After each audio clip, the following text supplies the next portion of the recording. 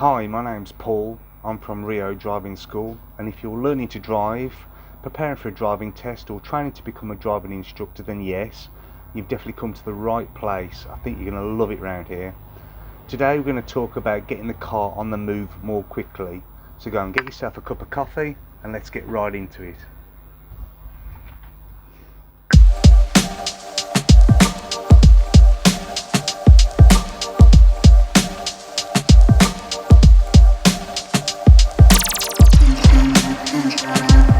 So you need a quick getaway, but you keep stalling the car. That's the police, I think they're coming for you. Why does this happen?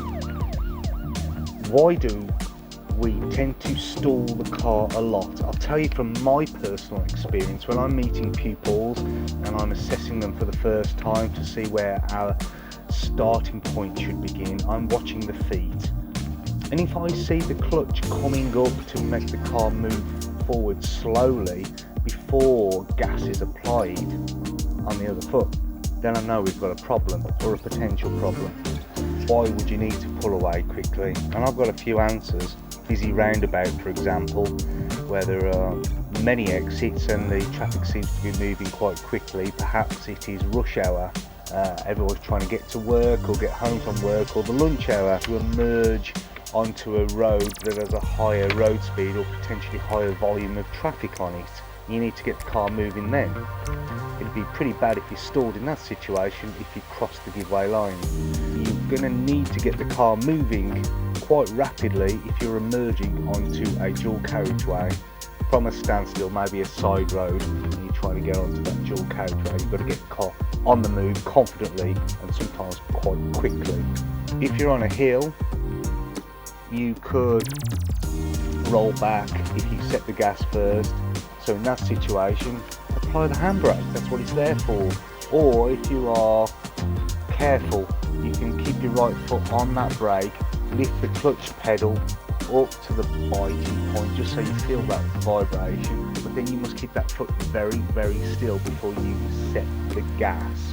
And once the gas and the clutch is set together, only then must you seesaw, and I would lead with the gas, so we add even more gas before we start to lift the clutch up. Do it carefully. Remember, the clutch transfers power. You don't want that power to surge forward too quickly, because if you're not balanced with the gas pedal, you're going to stall. Driving the Essential Skills, page 77, talks all about getting the car on the move. Well, at least my 2010 edition does. I don't know what edition you've got, but Driving the Essential Skills is an essential book that driving instructors, we call it the Bible. Driving instructors should be teaching this method. They should be telling you to set the gas with your right foot before you start lifting the clutch up with your left foot. Does your driving instructor teach you that way? If not, ask him why, because if he went to a standards check and he taught anything else, he'd be in a lot of trouble for that. There are many, many good reasons why it's in the book to set the gas first and then lift the clutch up second. So I hope that little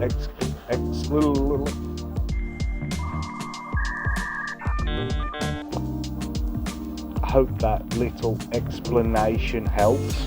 Please leave your questions and comments down below. I'd be very happy to answer them.